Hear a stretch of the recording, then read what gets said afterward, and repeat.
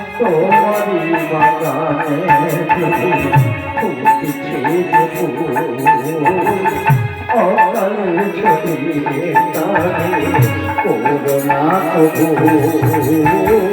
তোমারি বাগানে প্রভু ফুটেছে যে ফুল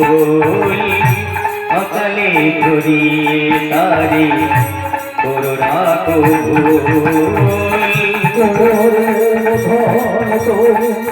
যে পতি লাগে পাবে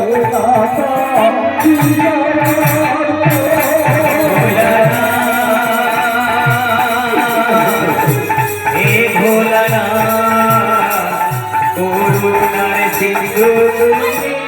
দয়ারে সাগর কোন জনমের কত মহাপাপে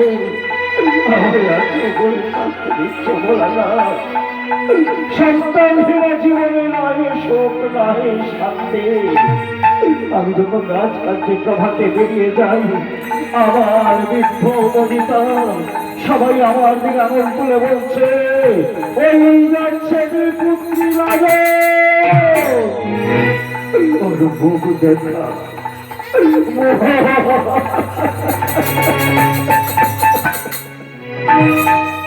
नमस्ते राजा बहादुर खेते पर खुशा ओगो राजा बहादुर द्वारे पूर्णिमा खड़ा रहे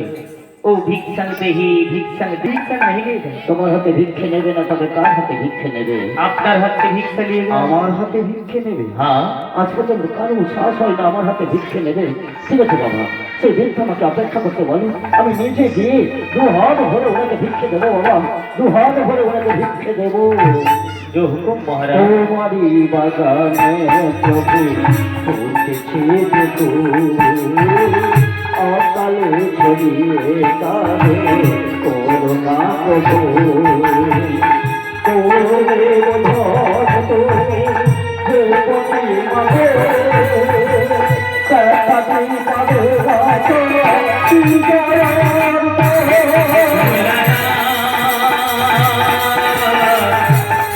ভোলানা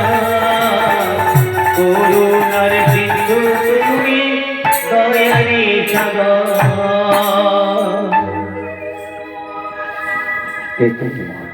আমি ভিখারিণী গো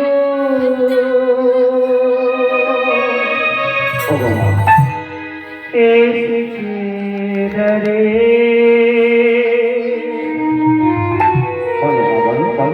কিছু ভিখারা